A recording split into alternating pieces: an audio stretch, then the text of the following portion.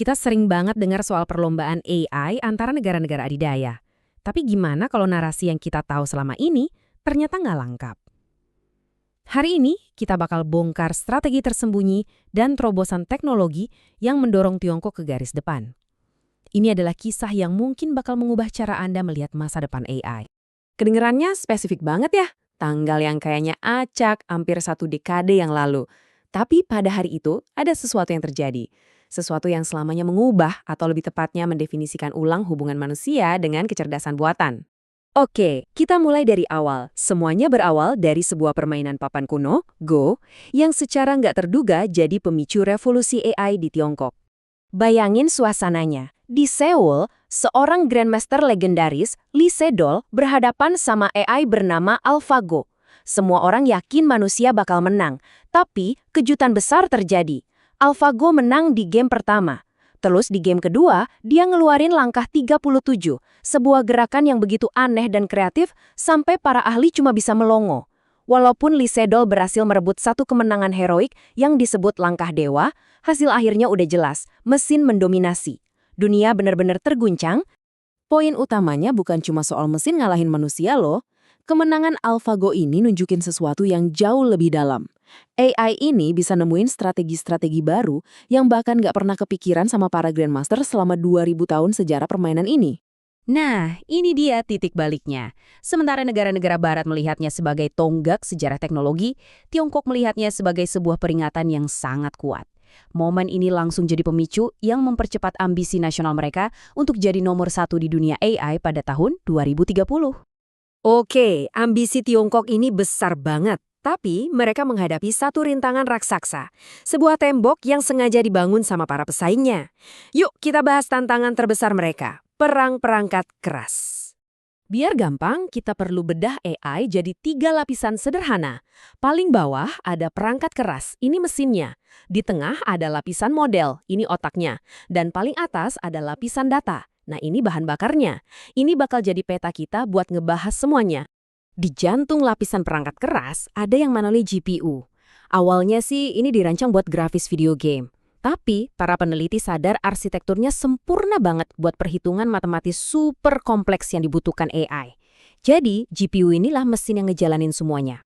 Dan disinilah letak masalahnya. Pembuatan chip canggih ini ternyata macet di satu titik. Ada satu perusahaan dari Taiwan, TSMC, yang secara praktis memonopoli pasar. Mereka menguasai lebih dari 90%. Ini menciptakan titik ketergantungan yang luar biasa besar bagi seluruh dunia. Beginilah cara tembok perangkat keras itu dibangun.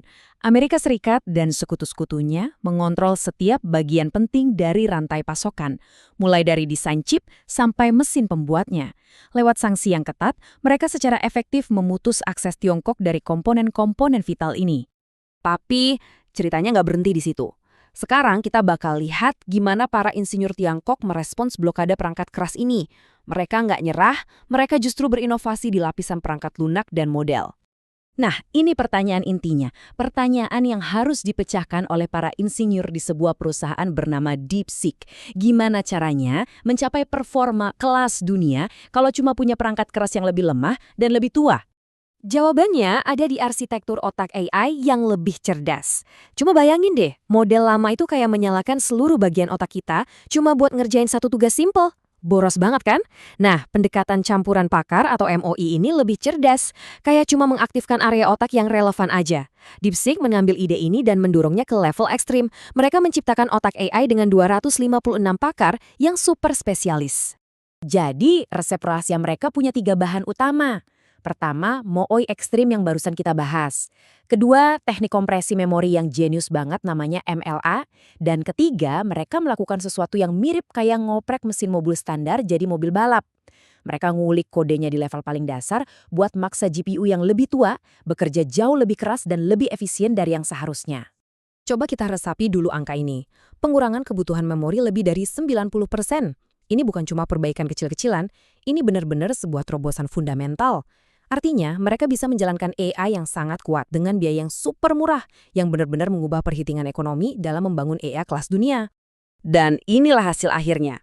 Dengan fokus pada perangkat lunak, DeepSeek bisa mencapai hasil yang setara dengan para pesaingnya di barat, tapi cuma dengan sebagian kecil dari biaya yang mereka keluarkan. Ini membuktikan kalau perangkat keras yang paling canggih itu ternyata bukan segalanya. Oke, sekarang kita beralih ke lapisan terakhir. Dan mungkin ini adalah lapisan yang paling krusial. Lapisan yang mengungkap keunggulan struktural utama yang dimiliki Tiongkok dalam perlombaan AI ini. Bahan bakar untuk AI generasi berikutnya itu bukan lagi cuma teks. AI perlu belajar tentang dunia fisik, dan untuk itu dia butuh yang namanya data multimodal, video, audio, dan gambar dalam jumlah yang sangat-sangat besar. Inilah bottleneck atau kemacetan baru dalam industri AI. Nah, masalahnya perusahaan-perusahaan AI di barat mulai kehabisan bahan bakar. Mereka udah menyedot hampir semua data berkualitas tinggi dari internet terbuka. Sekarang mereka mentok, berhadapan sama masalah hukum hak cipta dan privasi. Tangki mereka bisa dibilang hampir kosong. Disinilah keunggulan Tiongkok jadi kelihatan jelas banget. Aplikasi super seperti Douyin, itu versi Tiongkok dari TikTok, menciptakan sebuah siklus yang terus berputar. Jutaan pengguna mengunggah video berkualitas tinggi setiap hari. Data ini dipakai untuk melatih model AI yang lebih baik, yang kemudian menarik lebih banyak pengguna lagi, yang akhirnya menghasilkan lebih banyak data lagi. Ini adalah sebuah roda gila yang sempurna. Poin pentingnya adalah cadangan data ini unik dan gak bisa diakses dari luar. Datanya udah terlabel dengan sempurna, kualitasnya tinggi, dan terus bertambah setiap detiknya. Ini memberikan perusahaan-perusahaan Tiongkok sebuah keunggulan yang sangat-sangat sulit untuk ditiru oleh negara-negara barat. Jadi, apa artinya semua ini? Kita sedang menyaksikan sebuah pergeseran strategis yang mendasar dalam persaingan AI global. Yuk kita simpulkan apa aja yang udah kita pelajari. Jadi, apa kesimpulan utamanya? Kita belajar bahwa Tiongkok, waktu dihadapkan pada tembok perangkat keras, mereka nggak menyerah. Mereka berinovasi lewat perangkat lunak, membuktikan bahwa mesin bukan satu-satunya penentu. Ini juga mengungkap pergeseran yang lebih besar. Fokus perlombaan AI sekarang bukan lagi soal chip, tapi soal data. Dan disinilah ekosistem digital Tiongkok yang unik memberinya keunggulan struktural yang luar biasa. Ini bukan akhir dari cerita. Ini adalah medan perang yang baru. Ini membawa kita ke pertanyaan terakhir yang sangat krusial. Kalau data adalah bahan bakar terbaik dan perlombaan ini bukan lagi soal siapa yang punya mesin tercepat, pertanyaannya adalah siapa yang sebenarnya sedang memegang kendali dalam revolusi AI ini? Terima kasih sudah menyimak.